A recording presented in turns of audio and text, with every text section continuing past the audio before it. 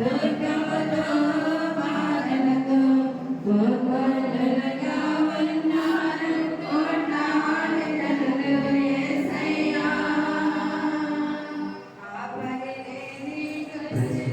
దేవునికి స్తోత్రం. హల్లెలూయా. కొంచెం గట్టిగా చూద్దామా? చిన్న ప్రార్థన చేసుకుని వాక్యంలో అందరి తలలు ఉంచి ప్రార్థన. మహాపరిశుద్ధుడు, సర్వాధికి, సర్వశక్తుల తండ్రి నీకు స్తోత్రం. ప్రభువా, గడిచిన వారం నుంచి గడిచిన నెల నుంచి శ్రేష్ఠమైన కృప చేత తండ్రి ఈరోజు మరి నీ బలారాధనలు అందరూ నిలబెట్టినందుకు స్తోత్రం. పాటల ద్వారా ఆరాధన ద్వారా నీ అందరిలో జయపరిచి నీ వాక్య సందేశంలో వచ్చినట్టుగా తండ్రి నీ వాటి మాట ఆలోచించిన చెప్తున్న ప్రతి ఒక్కరికి అర్థమంలో సహాయించమని మీరు ఇక్కడ ఉండగానే ఇక్కడ సంస్కరించిన సహాయించమని నడిపించమని ప్రతి ఒక్కరి మనసులో మీరు ఇక్కడ సహాయించి నడిపించమని పరిశుద్ధాత్మతో నింపమని ప్రతి ఒక్కరు నేను చెప్తున్న నాతో సహాయించమని ఈ చిన్న ప్రాంతం ఆలోచించండి. ఏసే పరిశుద్ధనామని అడిగి వేడుకున్నా మా పరమతండ్రి. ముందుగా దేవాదేవుని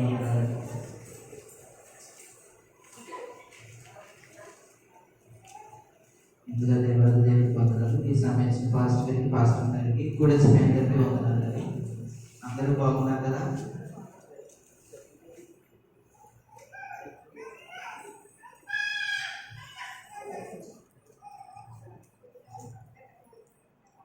అందరూ బాగున్నారు కదండి? అందరూ బాగున్నాయి. అందులో నేను అంతే. దేవునికి స్తోత్రం. హల్లెలూయా. దేవుడు మనందరినీ ఈరోజు తన బలారాధన నేర్పినందుకు మరొక స్తోత్రం చెప్దామా? హల్లెలూయా. హల్లెలూయా. దేవుడు ఇచ్చిన ఈ చిన్న మాటలు మీతో పంచుకోవాలనుకుంటున్నాను. దేవుడు మనకి ప్రతి వారం ప్రతి నెల దేవుడు ప్రతి ఒక్కొక్క వారం ఒక్కొక్కరి చేత పాస్టర్ గారి చేత పాస్టర్ గారి చేత మంచి మంచి మాటలు మనందరికీ దేవుడు ఇస్తూ ఉంటున్నాడు. దాని వెనకాల ఎంత ప్రయాసం ఉంటుందంటే చాలా ప్రయాసం. ఒక రోజు కూర్చోవచ్చు, 2 రోజులు కూర్చోవచ్చు, నెలలు కూర్చోవచ్చు.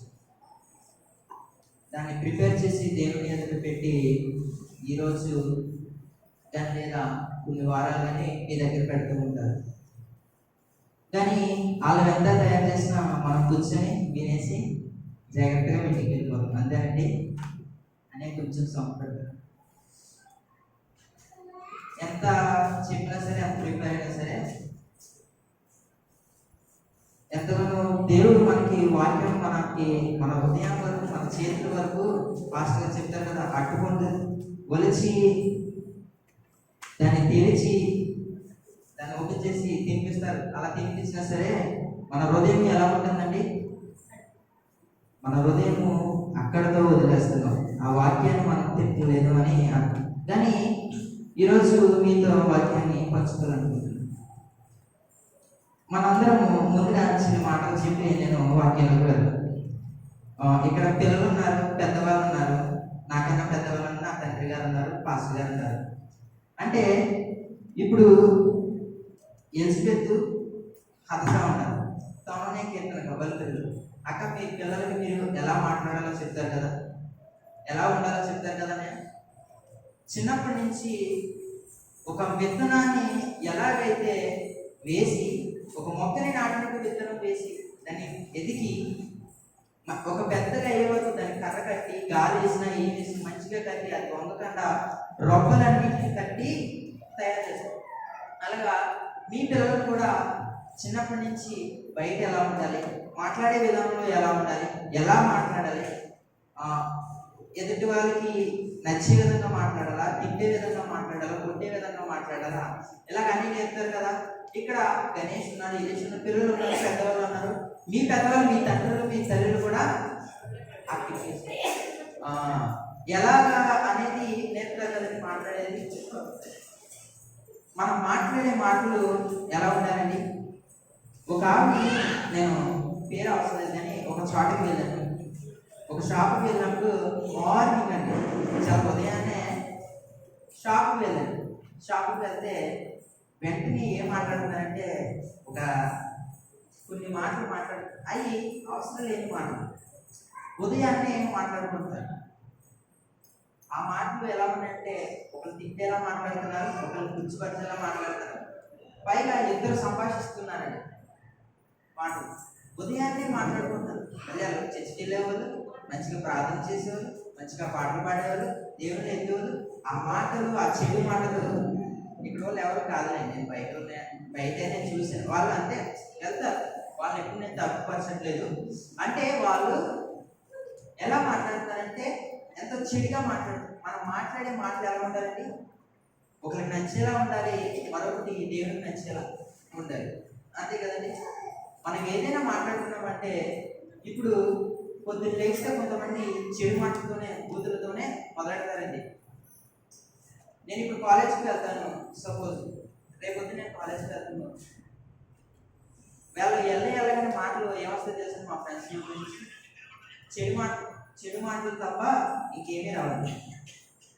అటువంటి అవసరమైన మాటలు మన క్రీస్తు సంఘానికి అవసరం లేదు. ఈరోజు మీతో నేను పంచుకుంటున్న మాటలు అంశం ఏంటంటే, క్రైస్తవులుగా ఉన్నప్పుడు మాట్లాడే మాటలు మనం ఎలా జాగ్రత్తగా మాట్లాడాలి అనే అంశం మీద మీతో నేను పంచుకోవాలనుకుంటున్నాను. అంటే క్రైస్తవులు ఎలా మాట్లాడాలండి? దేవుళ్ళలో మనం ఎదుగుతున్నాము, దేవుళ్ళలో మనం ఉంటున్నాము. దేవుడు మనం ఎప్పుడైతే బాప్తిసం తీసుకుని ఆయన ఎరిగి ఉన్నామో అప్పటి నుంచి మనం ఎలా ఉంటున్నాము, మన మాటలు ఎలా ఉంటున్నాయి, మన విధేయత ఎలా ఉంటుంది, మనం మాట్లాడే మాటలు దేవునికి నచ్చుతున్నాయా లేదా ఆలోచించుకోవాలి. ఈరోజు మాటలు కూడా నేను మీతో పంచుకున్నాను. చాలా రోజుల నుంచి దీన్ని నేను ప్రిపేర్ చేసుకున్నాను. ఇది చెప్పడానికి చిన్నగా ఉన్నా కొంత సమయంలో ముగించిన నేను చాలా రోజుల నుంచి ప్రిపేర్ చేసుకుని ఎవరు నాకు ఇవ్వలేదని తయారు చేసుకుని నాకు ఓన్గా నేను తయారు చేసుకుని ప్రార్థనలు పెట్టుకుని నేను మీతో పంచుకోవాలనుకున్నాను. దేవుడు నాకు ఇచ్చిన ఈ మాటలో క్రైస్తవులుగా మనం ఉన్నప్పుడు మాట్లాడవలసిన జాగ్రత్తలు ఏమిటంటే అంశం కొంచెం గట్టిగా. క్రైస్తవులుగా మనం ఉన్నప్పుడు మాట్లాడవలసిన జాగ్రత్తలు. మనము క్రైస్తవ్యంలో ఉన్నాం, మనం దేవుడిలో ఎదుగుతున్నాం. మన నామము ఏ నామం అండి? యేసునామం. నీటి కన్నా ఘనమైన నామం యేసునామం. ఆ నామంలో మనం ఎదుగుతున్నాము, ఆ నామంలో మనం ఉంటున్నాము. మనం మాట్లాడే మాటలు ఎలా ఉంటున్నాయి అని మనం ఒక్కసారి మన హృదయానికి మనం ఆలోచిస్తే ప్రతిదీ దేవుడు బయలుపరుస్తాడు అన్నట్లు మనకి లైఫ్ తెలియజేస్తాం. అపొస్తలుల కార్యం గ్రంథము కాదు, ముందుగా కీర్తనలు 39వ కీర్తన బయట తేరండి. 39వ కీర్తన అందరూ కూడా బైబిల్ గ్రంథం పాత నిబంధన 39వ కీర్తనకారుడు మనకు రాసిన మాట మొదటి వచనం చదవండి. 39వ కీర్తన మొదటి వచనం. నా నాలుకతో పాపము చేయకుండానట్లు నా మార్గములను జాగ్రత్తగా చూస్తుంది. ఒకసారి అందరూ ఇలా చూడండి. ఏమిటంటే 39వ వచనం, 39వ అధ్యాయం మొదటి వచనం అంటే ఏమి? నా నాలుకతో పాపము చేయకుండానట్లు, చదవండి అందరూ. నా నాలుకతో పాపము చేయకుండానట్లు నా మార్గములను జాగ్రత్తగా చూస్తుంది. దేవునికి స్తోత్రం. హల్లెలూయా. నేను చెప్పాను మన మాటలు ఎలా ఉండాలండి? క్రైస్తవులుగా మనం ఉన్నప్పుడు, దేవుని సన్నిధిలో మనం ఎదుగుతున్నప్పుడు, మనందరం ఒక సంఘంగా ఉన్నప్పుడు మన మాటలు ఎలా ఉన్నాయి? పాపం చేసినట్లు ఉన్నాయా? దేవునికి నచ్చినట్లు ఉన్నాయా? అందుకే ఈ లేఖనం ఉంటుంది, నా నాలుకతో పాపము చేయకుండానట్లు నా మార్గంలో జాగ్రత్తగా చూసుకుంటున్నాను. తర్వాత కూడా చదవండి. భక్తిహీన నా ఎదుట ఉన్నప్పుడు నా నోటికి చిక్క ముంచుకుందును. దేవునికి స్తోత్రం. హల్లెలూయా. ఇక్కడ లేఖనం ఏం తెలియజేస్తుందంటే, ముందుగా ఈ వాక్యాన్ని మీకు ఎందుకు చూపించాలని ఉన్నానంటే, నా నాలుక ఇక్కడ కీర్తనకారుడు రాసిన మాట ఏంటంటే, దావీదు మహారాజు రాసి ఉన్నాడు. ఆయన రాసి ఏమంటున్నాడంటే, నా నాలుక పాపం చేయకుండా, తర్వాత ఏముందండి? చూసుకుంటాను. ఏముందండి? పాపం చేయకుండా చూసుకుంటాను. అంటే దావీదు మహారాజు రాసిన కీర్తన ఎలా ఉందంటే, పాపం చేయకుండా, నేను మాట్లాడే మాటలు వ్యర్థమైనవి కాకుండా, చెడు మాటలు కాకుండా జాగ్రత్తగా చూసుకున్నాను. నా మార్గము జాగ్రత్తగా చూసుకున్నాను. భక్తిని నా ఎదుట ఉన్నప్పుడు నా నోటికి చిక్క ముంచుకుందును. నా నోటికి చిక్కు ముంచుకుందును. మీ నోటికి చిక్కు ఉందండి? మీ నోటికి చిక్కం ఉందండి పాస్టర్ గారు? అది దేవునికి స్తోత్రం.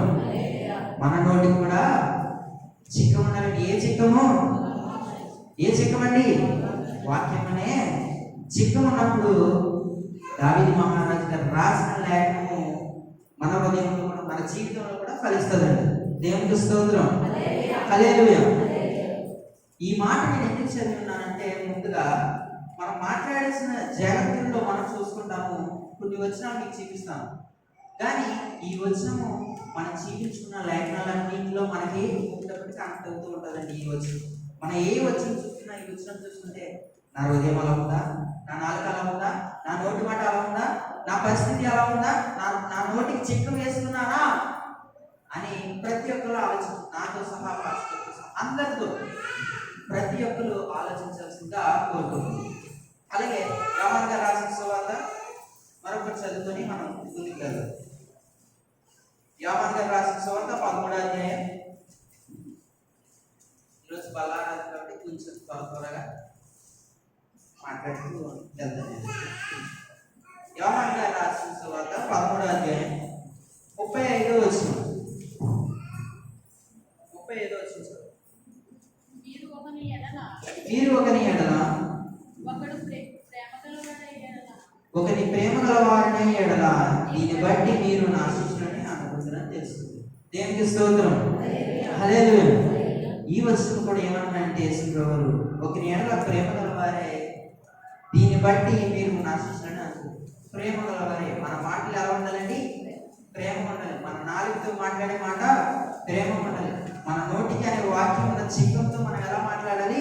ప్రేమ గలగా మాట్లాడాలి. సరే, మనం ముందుగా దాంట్లోకి వెళ్దాం. అపొస్తలుల కార్యగ్రంథము 26వ అధ్యాయం. అపొస్తలుల కార్యగ్రంథం 26వ అధ్యాయం కొత్త నిబంధన 129వ పేజీ, 129 పేజీ. దాంట్లో 25వ వచనం చదవండి. అందుకు పౌలు ఇట్లా, నేను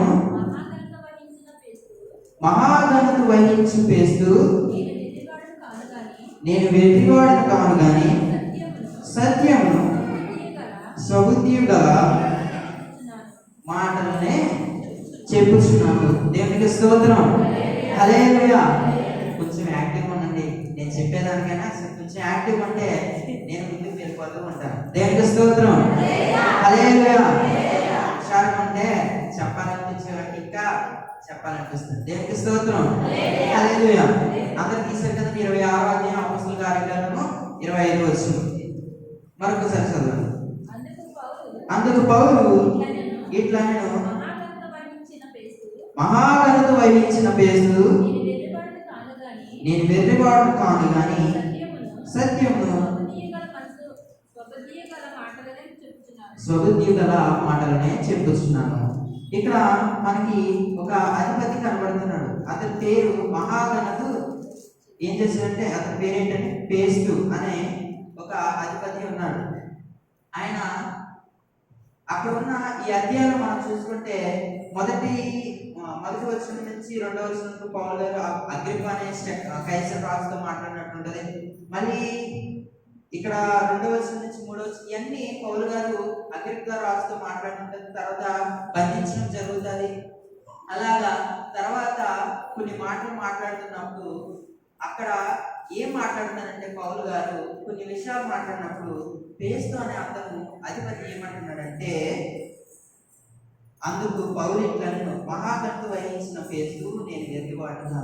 పేస్తు ఏమంటున్నాడు? 24వ వచనం. అతను ఇలా సమాధానం చెప్పుచుండగా, పేస్తు పౌలా, నువ్వు వెర్రివాడు, అతి విద్య ఉన్నవాడు, దానివల్ల నీకు వెర్రితనం వచ్చేసింది అని పేస్తు అనే అతను అంటే, పౌలు గారు ఏమంటున్నారంటే 25వ వచనంలో ఏముందండి?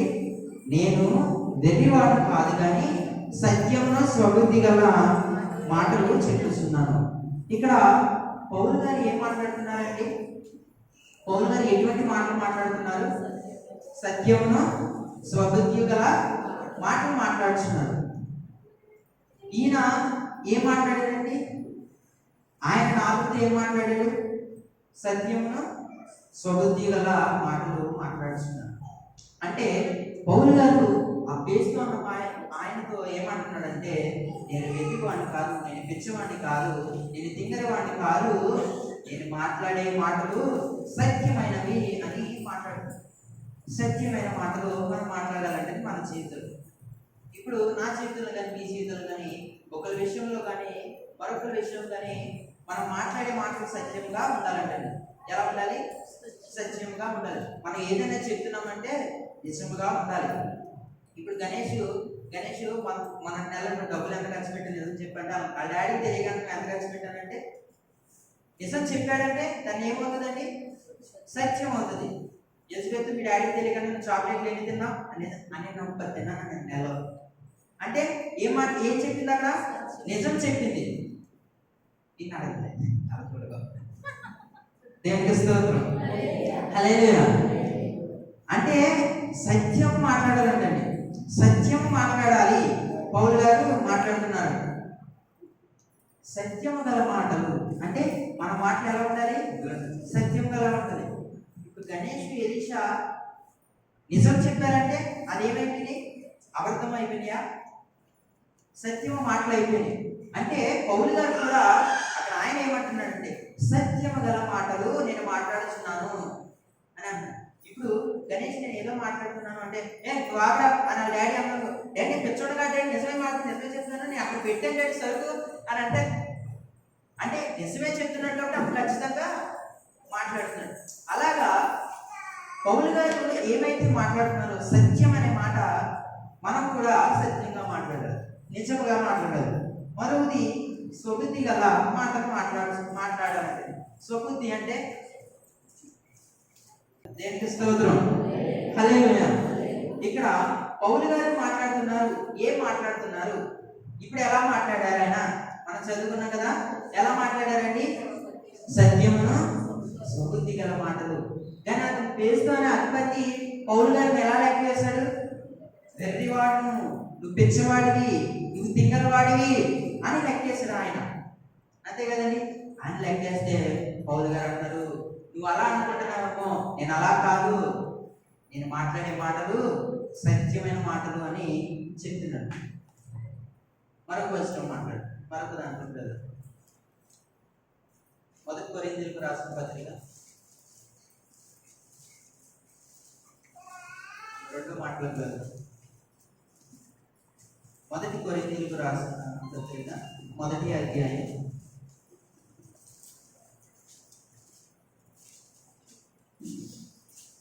10వ వచనం చదవండి. సహోదరులారా, అందరూ తీసుకున్నారు కదండి. 1 కొరింథీయులకు రాసిన పత్రిక పేజ్ నెంబర్ 146 పేజీ. తీసుకున్నారండి? అందరూ తీసుకున్నారు. దేవుని స్తోత్రం. చదవండి.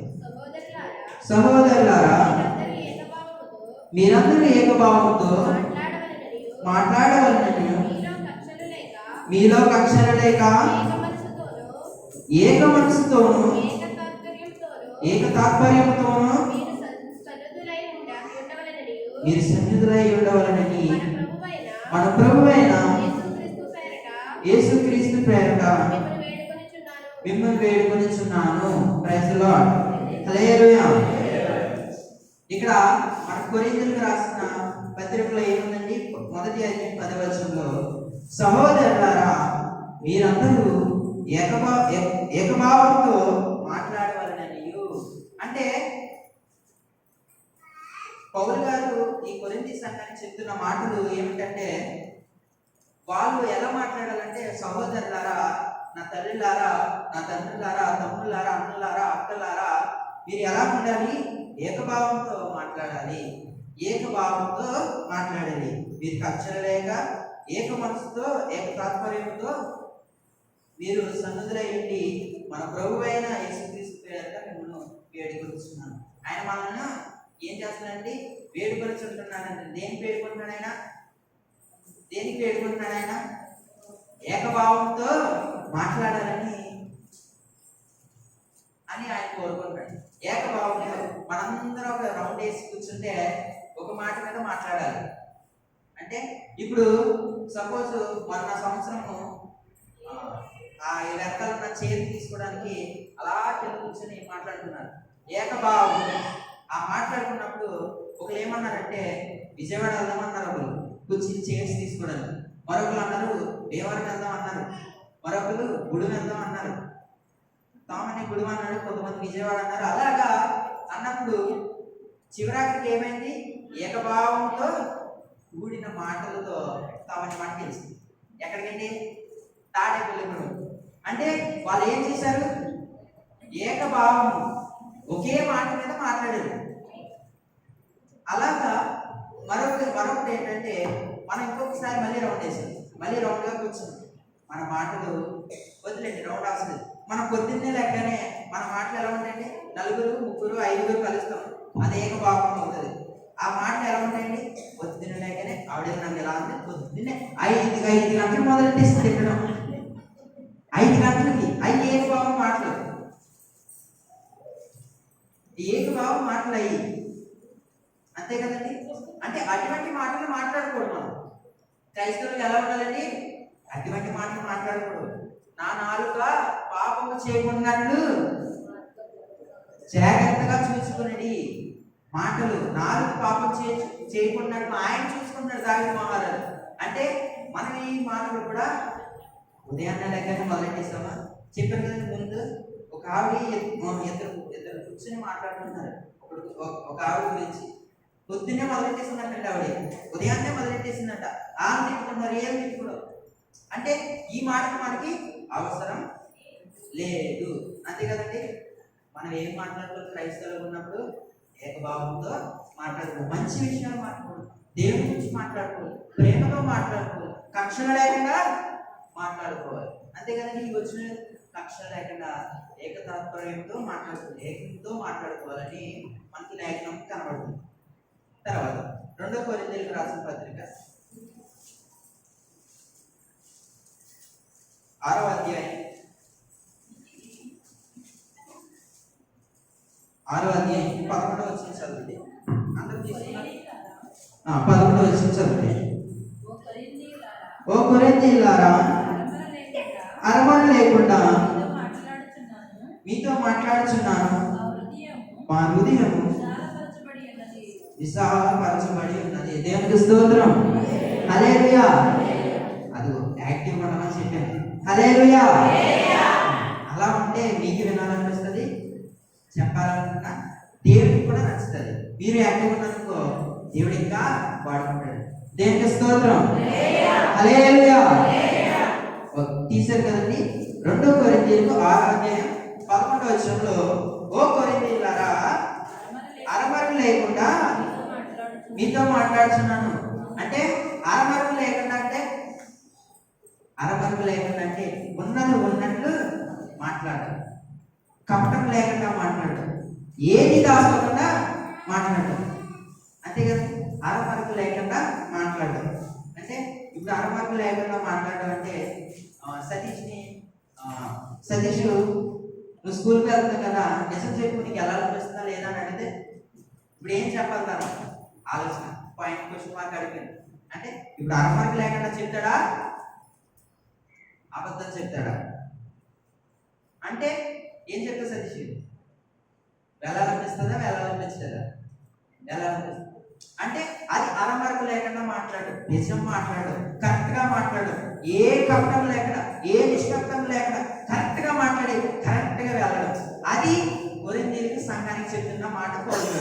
మరొకసారి చదవండి. ఓ కొరింథీయులారా, అరమర లేకుండా మీతో మాట్లాడుతున్నాను, మా హృదయం విశాలపరచబడి ఉన్నది. దేవునికి స్తోత్రం. మా హృదయం విశాలపరచబడి, ఆయన హృదయం ఎలా ఉందండి? విశాలపరచబడి. మన హృదయం ఎలా ఉండాలండి? విశాలంగా ఉండాలండి. మనం మాట్లాడేది జాగ్రత్తగా ఆలోచన, ఆవేశపడు, కంగారు పడు, ఏ కపటం లేకుండా మాట్లాడు అని మనకి లేఖనంలో తెలియజేస్తుంది. అంటే తెగిపోతుంది. ఆయన పౌలు గారు మనకి చెప్తున్న మాట, ఆ సంఘానికి చెప్తున్న మాట ఏం చెప్తున్నాడండి? అరమరకు లేకుండా మాట్లాడాలి. ఎలా మాట్లాడాలండి? అరమరకు లేకుండా ఖచ్చితంగా మాట్లాడాలి. ఏది మాట్లాడుతున్నా ఇప్పుడు ఏకభావంతో వచ్చినప్పుడు మనం ఎలా మాట్లాడతామండి? ఇప్పుడు ఒకరి గురించి అంటది, ఇంకొకరు ఆ గురించి అంటది. అటువంటి అవసరం లేదండి. ఇప్పుడు లక్ష్మణ్ ప్రభావన్ గారి గురించి చెప్పింది. ప్రభావన్ గారు చేయమని లక్ష్మణ్ ఏమనుకుంటుంది, లక్ష్మణ్ ప్రభావన్ గారు ఏం చేయమని లక్ష్మణ్ చెప్పింది అనుకోండి, అదేమవుతుంది?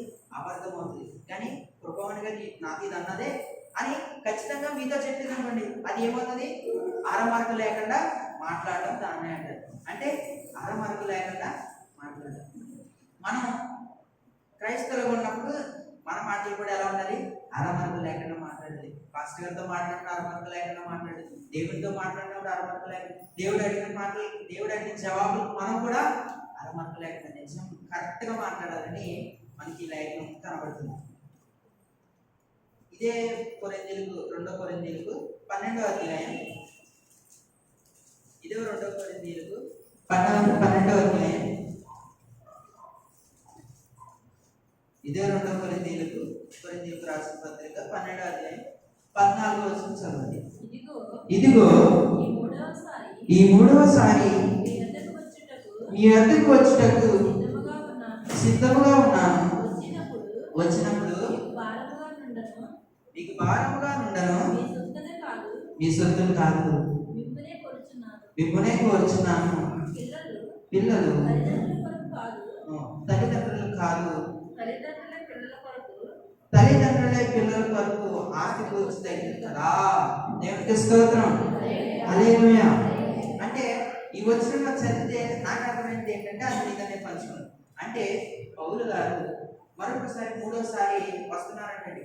ఆయన వచ్చినప్పుడు మీ అందరినీ నేను కలుసుకోవాలనుకుంటున్నాను అని ఆయన అంటున్నారు. ఇప్పుడు ఎవరైనా సరే, మీ చుట్టాలు వేరే ప్రాంతంలో ఉన్నారు, మీ బంధువులు వేరే ప్రాంతంలో ఉన్నారు, మీ అన్నదమ్ములు వేరే ప్రాంతంలో ఉన్నారు. ఆ ప్రాంతంలో ఉన్నప్పుడు వాళ్ళు ఇదిగో ఫోన్ చేసి నేను వస్తున్నాను అంటే ఏంటది?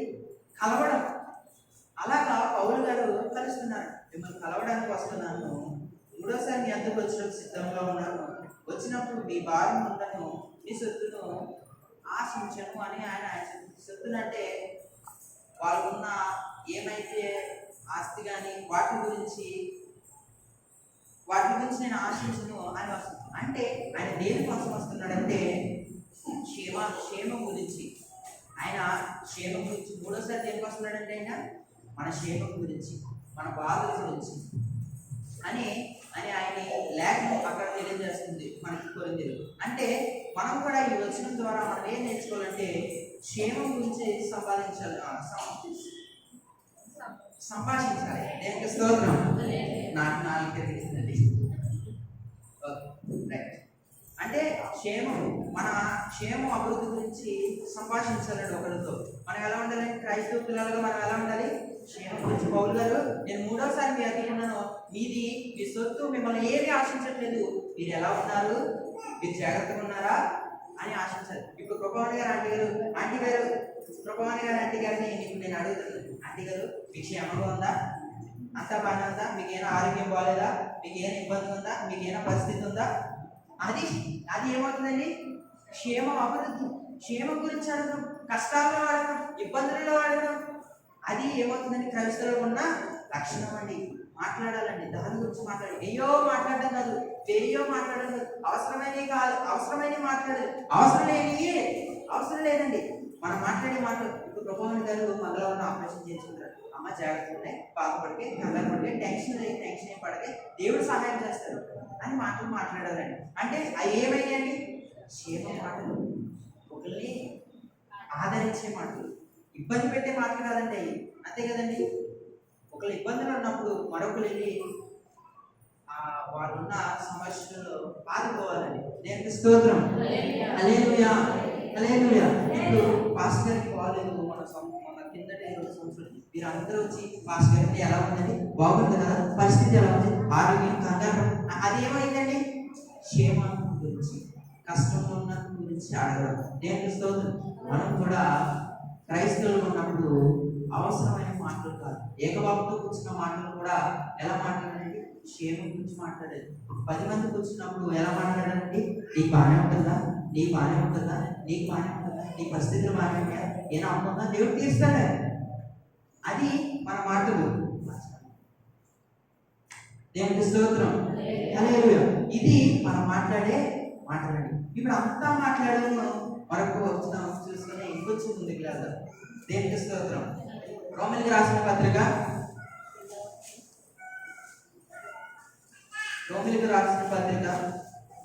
10వ అధ్యాయం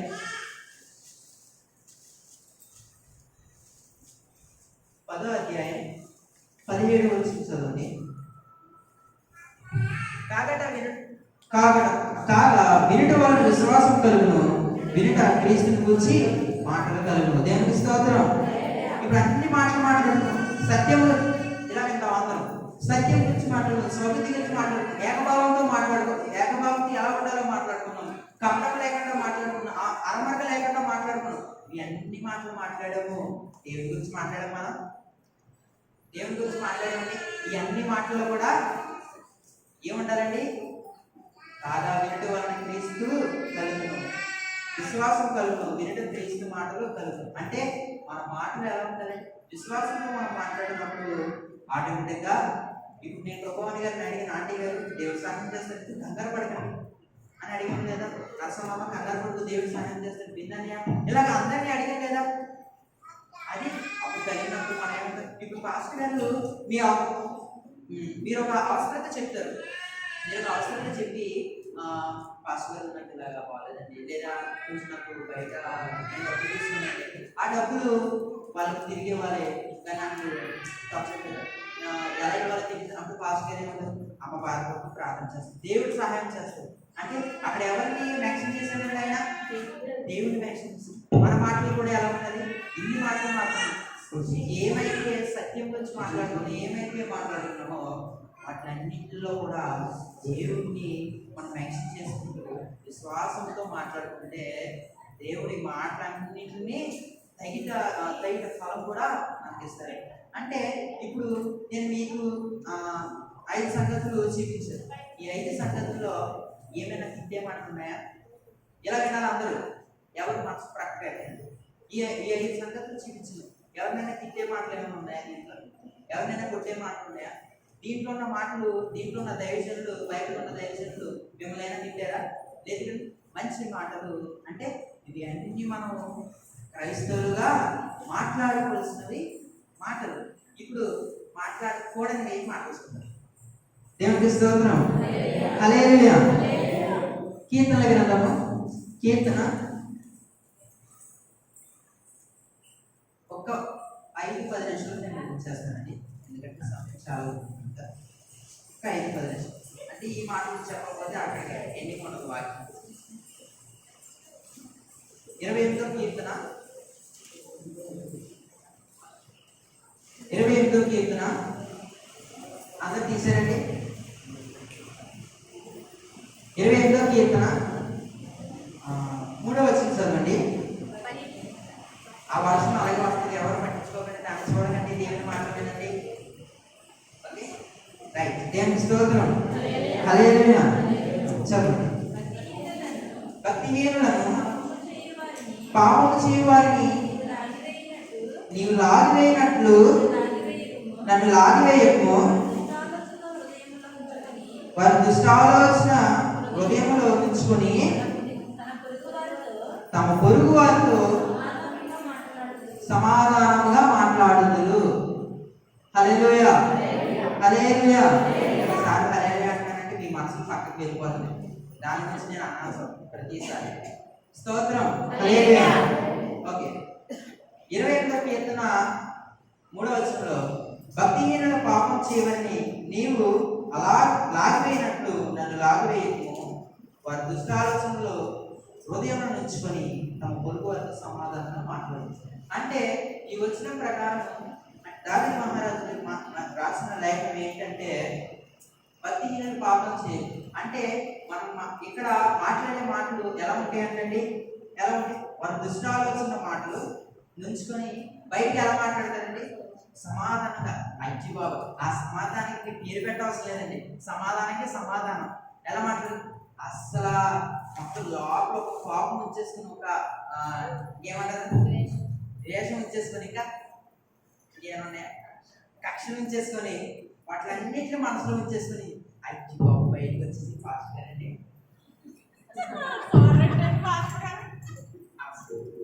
అంటే ఇంత లోపల ఉంచుకొని ఇంత చెడు అభిప్రాయాలను నీ మనసులో ఉంచుకొని బయటికి ఎలా మాట్లాడతామండి?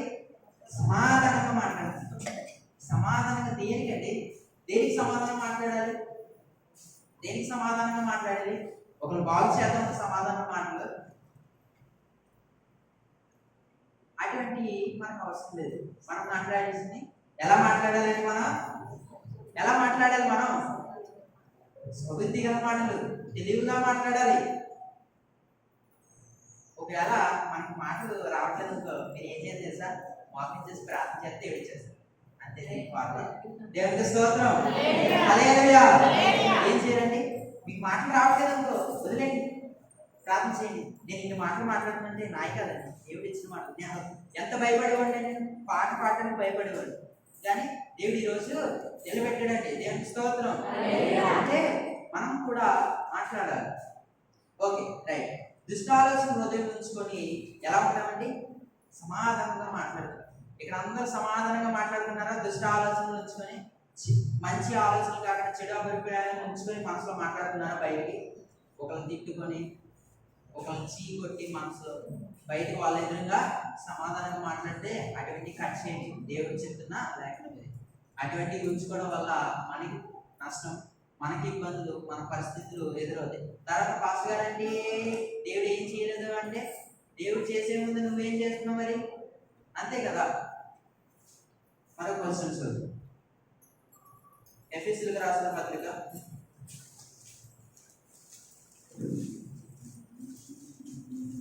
ఎఫెసీయులకు రాసిన పత్రిక 5వ అధ్యాయం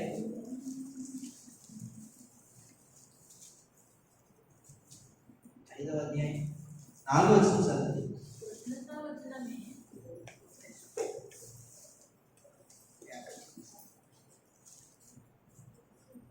చదవండి.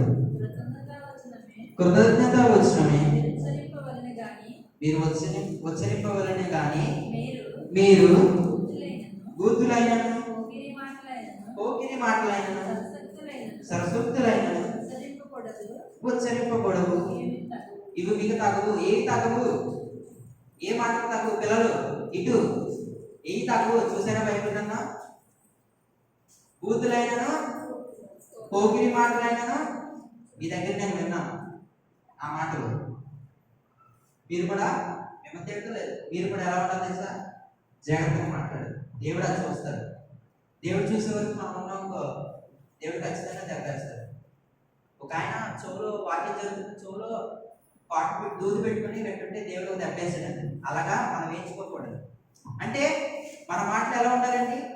మంచి మాటలు ఉండాలి. ఈ లేఖలో ఉన్నట్లు బూతులైనను పోకిరి మాటలను శాస్త్రబుద్ధులు, ఇవన్నీ ఒకటేనండి. ఇవన్నీ ఒకటే. వీటిల్లో మనం ఏమి మాట్లాడుతుంది అసలు ఆ వచ్చిన అనేది మన మనసులోకి రాకూడదు. నన్ను చాలా మంది నా కాలేజ్లో చెప్తున్నాను కదా, నిజం మీది, నన్ను 3 మంది తిట్టుకున్నాను. నన్ను చాలా మంది తిడతారు, ఎందుకంటే నేను సైలెంట్గా ఉంటాను. అదొకటి ఎవరిని ఏమన్నా కాబట్టి అని తిట్టడం నువ్వు ఎలాగంటారు. నేను అవి కూడా మనసులో కూడా తెచ్చుకున్నాను. అంటే ఎందుకు తిట్టుకోడు? దేవుడు అటువంటి తిట్టలేదు. యోహాను రాసిన 13:35 ఏం చదువుకున్నాం? ప్రేమ గల మాటలు మాట్లాడినప్పుడు మనం కూడా ఎలా మాట్లాడాలండి? ప్రేమగా మాట్లాడాలి. అంతే కదండి. మన మనసులో కూడా మనం మాట్లాడుతున్నాం. ఎవరైనా సరే, ఇక్కడ నేనైనా మీరైనా ప్రతి ఒక్కరు కూడా మన మాటలు ఎలా ఉండాలండి? చెడు మాటలు అసలు రాకూడదు. మన రాకేష్ గారు పాట రాసి ఏం పడండి? ఊళ్ళో సంగమా భూతులైన పోకిరి మాటలైనను సరస్వతులైనను ఉచ్చరింపకూడదండి. అయ్యను ఉచ్చరింపకూడదు. ఎందుకు ఉచ్చరింపకూడదు? దేనికి ఉచ్చరింపకూడదు? అవి మనల్ని మంచి మార్గంలో తీసుకెళ్ళమండి. లోకమనే మార్గంలో తీసుకెళ్ళి అక్కడ కూర్చోబెట్టుకుంటారండి. దుష్టుడికి మనం చోటు ఇవ్వకూడదు. ఎందుకంటే ఆ మాటలకు ఎప్పుడైతే మనం చోటు ఇస్తామో వాటి వల్ల దుష్టుడు వచ్చి మనం కూర్చున్న మన దగ్గర నుంచి ఆ మాటలతో పాటు మనలో కూడా లాక్కిపోతాడు. ఎప్పుడైనా సరే మన చెడు మాటలు మన మనసులోకి రానివ్వకూడదు. ఇది దేవుడు చెప్పిన మాటలు. ఇక్కడ ఎవరైనా మాట్లాడుతుంటే ఆ మాటలు కట్ చేసింది, ఆ మాటలు ఖచ్చితంగా కట్ చేసింది. ఎందుకంటే దేవుడికి తగిన మాటలు మనం మాట్లాడామంటే దేవుడు ఖచ్చితంగా ఈ రోజు చెప్పకపోయినా రేపు చెప్పకపోయినా తర్వాత రోజుల్లో కూడా దాని ద్వారా మనం నష్టం పొందుకుంటాం. దేవునికి స్తోత్రం. హల్లెలూయా. మొదటి తిమోతేయులకు రాసిన పత్రిక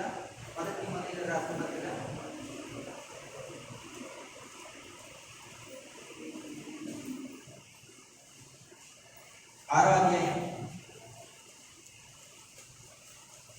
20వ వచనం చదవండి. ఓ తిమోతి, నీకు అప్పగింపబడిన దాన్ని కాపాడి అపవిత్రమైన ఒట్టి మాటలకు జ్ఞానాన్ని అబద్ధంగా చెప్పబడిన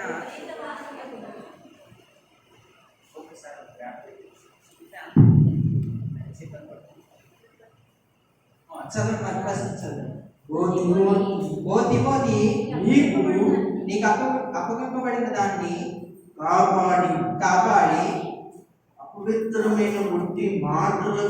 అపవిత్రమైన ఒట్టి మాటలకు జ్ఞానమని అబద్ధముగా చెప్పబడిన విపరీత వాదములకు దూరముగా ఉండుము. దేవునికి స్తోత్రం.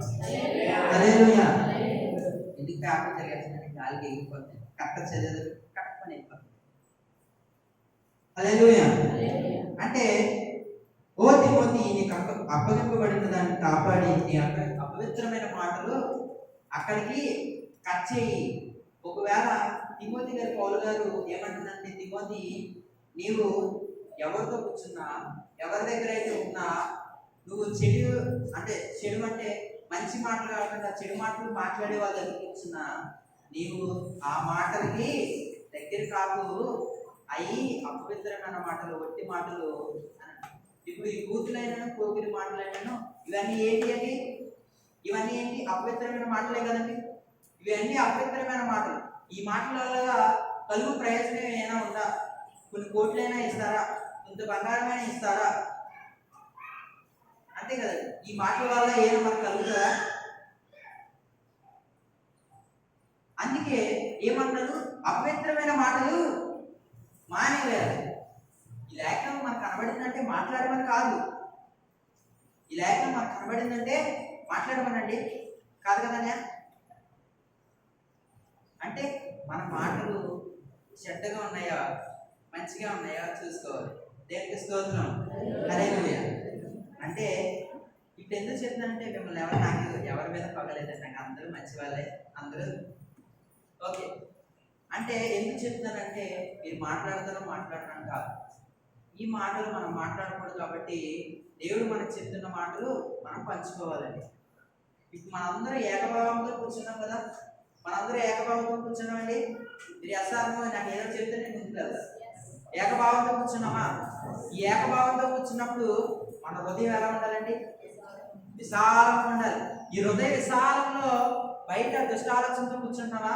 దుష్టుడు ఆలోచన చెప్పున్నాడుగా, పాపుల మార్గం నిలబడ వాసులు చెడు కూర్చుండగా ఏదో ధర్మశాస్త్రం ముందు ఆనందించు దీవారాత్మ జ్ఞానించేవాడు ధన్యుడు.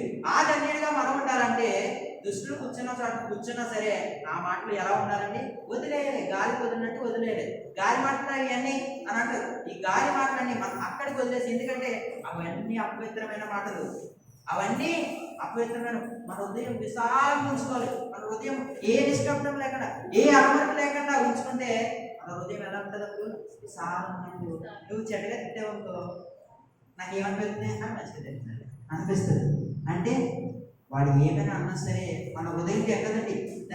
ఇప్పుడు చూడండి, ఇప్పుడు ఎవరైనా ఒక మాట వదిరాలు ఇద్దరని తిట్టనుకోండి, ఆ మాట రేపు సాయంత్రం ఏంటి, ఎల్లుండి సాయంత్రం ఏంటి, సంవత్సరాలు గుర్తుండిపోయి అయిపోయి లోపల ఎలా ఉంటుందంటే మరిగిపోయి ఉంటారు. రక్తం ఉంటుంది చూడండి, అలా బయటెట్టేస్తారు ఒక రోజు.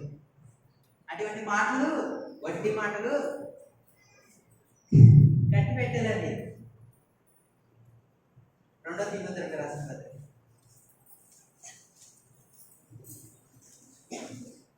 ఒక 5 నిమిషాలు ముగించేసి. 2వ తిమోతికి రాసిన పత్రిక 2వ అధ్యాయం. ఎందుకు టైం చూస్తానంటే నాకు ఇచ్చిన టైం నేను అక్కడ కట్ చేసేది, ఎందుకంటే టైమింగ్ మెయింటైన్ చేస్తే బాగుంటుంది. 2వ అధ్యాయం 17వ వచనం.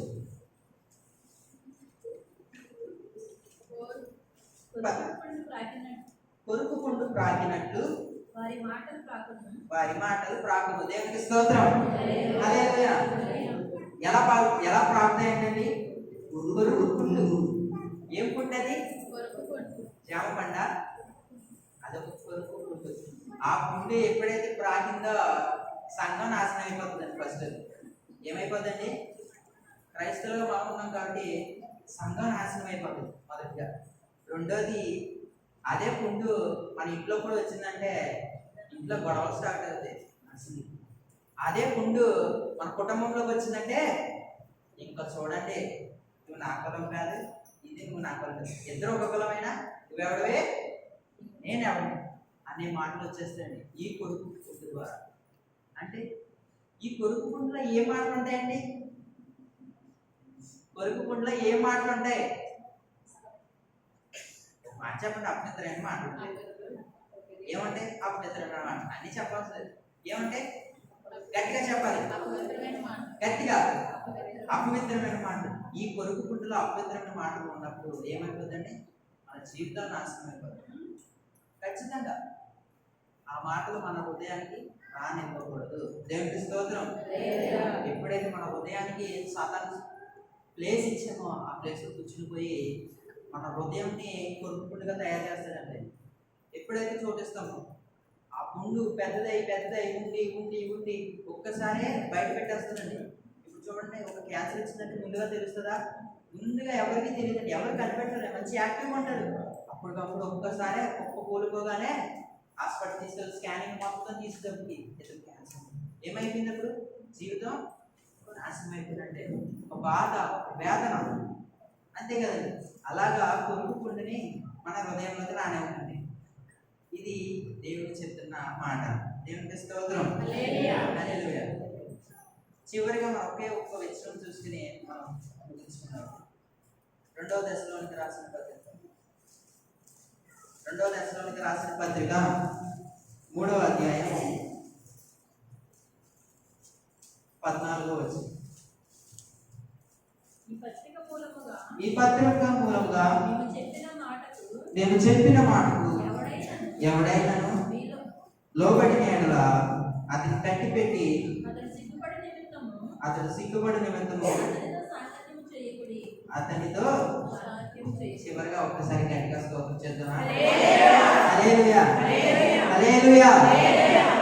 ఏం చేయకూడదంటే సాంగత్యం చేయకూడదు.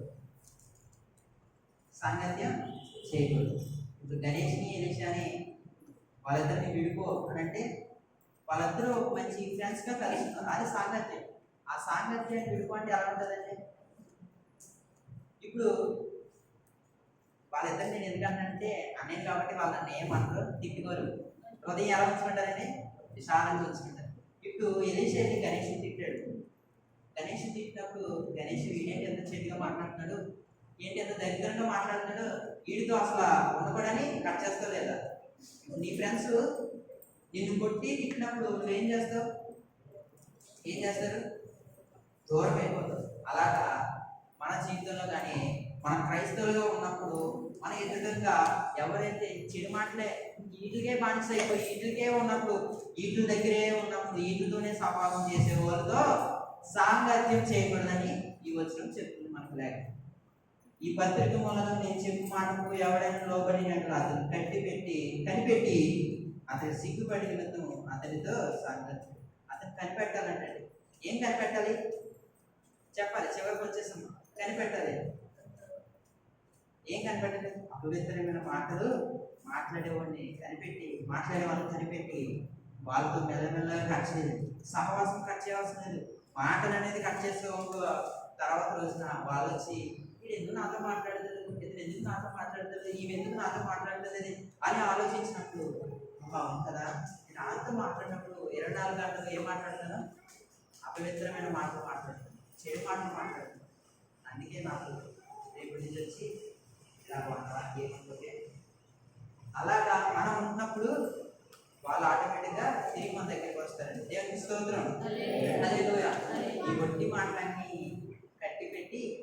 గట్టి మీద పెట్టారండి.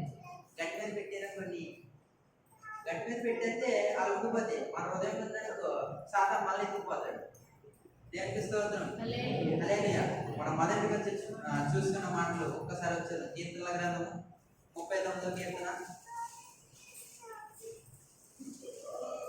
ఒక్కసారి 39వ కీర్తన మొదటి వచనం. నా నాలుకతో పాపము చేయకుండానట్లు నా మార్గములు జాగ్రత్తగా చూసుకుని. ఇప్పుడు అందరూ చూసుకున్నారా? నేను చూసుకున్నాను. నా నాలుక నేను మాట్లాడేది నేను చూసుకున్నాను. అందరూ చూసుకున్నారా? అన్ని కలిగి పెడతామని మీరు చూసుకున్నారా? ఇష్టపరంగా చూసుకున్నారా? మన మాటలు ఇప్పుడు ఎలా ఉండాలి? రేపు నుంచి ఈరోజు వాక్యం అయిన నుంచి మన మాటలు ఎలా ఉండాలి? వినబడుతుందా? చెప్పండి. మన మాటలు ఎలా ఉండాలి వాక్యం అయిన తర్వాత నుంచి?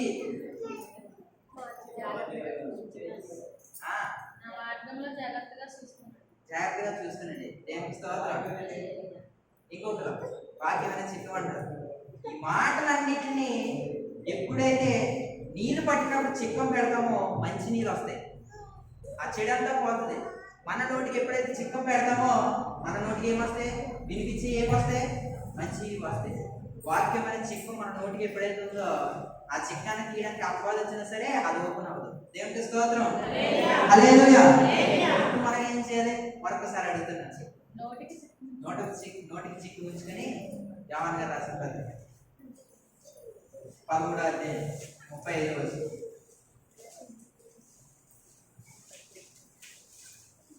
మీరు ఒకరి ఎడల ఒకడు ప్రేమ గల వారే దీన్ని బట్టి నా శిష్యులు అనుకుంటారు. దేవునికి స్తోత్రం. అంటే ఇప్పుడు నేను ఈ మాటలు ఈ 2 మాటలు మీకు ముందుగా చూపించి వాక్యంలోనే వెళ్ళాను. అంటే ఈ నోటి మాటలు మనం ఎలా ఉండాలంటే దేవుడు మనతో ప్రేమగా మాట్లాడతాడు. దేవుడు ఏ నిష్కప్తం లేదు ఆయన దగ్గర, ఏ ద్వేషం లేదు, నీ మీద ఏ చెడు అభిప్రాయం లేదు. ఇంకొకటి నాకు రెఫరెన్స్ గుర్తులేదు కానీ మనం చేసే తప్పులు అంటే మనం చేసే పాపాలు పౌలుగా చెప్తారు. మనం చేసే తప్పులు దేవుడికి ఇక ఎన్నటికీ జ్ఞాపకం చేసుకోవడానికి అంటారు. అంటే మనం మాట్లాడే మాటలు ఏమైనా తక్కువ ఉంటే ముందుగానే మనం సరిదిద్దుకుని, దేవా అని క్షమించు, నా మాటలు ఏమైతే మాట్లాడుతున్నాను ఒక్కసారి నాకు జ్ఞాపకం చేసి నా హృదయానికి ఒక్కసారి విశాలపరచు, ఇంకా నా దగ్గరికి అవి రాకుండా చూడు ప్రభువా, అవి వచ్చేస్తున్నాయి ప్రభువా, ఎందుకు ప్రభువా అని అడిగినప్పుడు పౌలు గారు కూడా ఇంకెన్నటికీ రావటండి, ఇంకెన్నటికీ దేవుడు ఏమైతే ఉన్నాయో మన పాపాలు అసలు జ్ఞాపకం చేసుకోడంట, ఇక ఎన్నటికీ జ్ఞాపకం చేసుకోడంట. అంటే మన పాపాలు ఇంకెన్నటికీ ఎప్పటికీ ఒక్కసారి దేవుళ్ళకి వచ్చేస్తే పాపాలన్నీ దేవుడితో చెప్పేస్తే అప్పటి నుంచి కొత్తగా తయారైపోయి మంచిగా ఉండిపోయి స్నానం చేసుకుంటే ఎలా నీట్గా ఉంటామో అలా ఉన్నప్పుడు దేవుడు వాటినన్నింటినీ ఇంకెప్పుడు జ్ఞాపకం చేసుకోడు. నువ్వు ఈరోజు ఇలా తప్పు చేస్తావు కదా, నువ్వు దేవుడిలో మంచిగానే ఎదుగుతున్నావు, దేవుడు నీకు మధ్యలో మళ్ళీ చిచ్చు పెట్టడం అయినా ప్రేమ కదా. ఈ మాటలన్నిటి ప్రకారం మీకు అర్థమైంది ఏంటో నాకు తెలియదు, కానీ నాకు అర్థమైంది మాటలు మనం క్రైస్తవులుగా ఉన్నప్పుడు ఎలా మాట్లాడాలండి, ఎలా మాట్లాడాలి? జాగ్రత్తగా మాట్లాడేది. అపవిత్రమైన మాటలు మన దగ్గర తెచ్చుకుంటే ఏమవుతుంది? మన జీవితంలో నాశనం అయిపోతుంది. సాతానికి ఎప్పుడైతే చోటు ఇచ్చేస్తామో ఆ చోటు ఇచ్చేసామంటే ఇంకా చూడండి, ఆ చోటుని 1 సెంటు చేస్తాడు, 2 సెంట్లు చేస్తాడు, 50 ఎకరాలు చేస్తాడు, ఇంకా 1 ఎకరం, 2 ఎకరాలు, 3 ఎకరాలు మొత్తం చేసి ఆ ఎకరాలు మీ అందరినీ కూర్చోబెట్టాలి. అంతే కదా, ఇంకా ఎకరాల్లో కూర్చోబెట్టండి, నీకు బయట ఎక్కడ వస్తారు, నాకు 1 ఎకరం ఉంది అని మన మనసులో అనుకుని బయట ఈ అపవిత్రమైన మాటలు కట్టి పెట్టి దేవుని దగ్గరికి వచ్చి మనం మాట్లాడే మాటలు ఏకభావంతో మాట్లాడేది, అరమరకు లేకుండా మాట్లాడు, నిజాయితీగా మాట్లాడేది. అంతే కదా, క్షేమం గురించి మాట్లాడాలి, ఏదైనా ఇబ్బంది ఉందా వాళ్ళ అవస్థల గురించి మనం మాట్లాడాలి. ఇప్పుడు ధనుషానికి వివాహం కాలేదు అని అన్నా, నీకు ఏమైనా ఇబ్బంది ఉన్నా అని నాకు వివాహం కాలేదు ప్రార్థన చేయండి, దాని గురించి మనం చేయాలి. అందరికి మా అందరూ అని ఆవిడగా నా కుటుంబం ఇలా నా పాటలు కావాలి ఇలాగ వంటి అడిగినప్పుడు మనం ఎప్పుడైతే ప్రార్థన చేస్తామో ఇంకా అపవిత్రమైన మాటలు మన జీవితంలోకి రావు. దేవునికి స్తోత్రం. హల్లెలూయా. కొంచెం గట్టిగా చెప్పండి. హల్లెలూయా. ఈ మాటలని దేవుడి ఇప్పుడు దీవించబడుతున్నాడు. ఆమేన్. అందరూ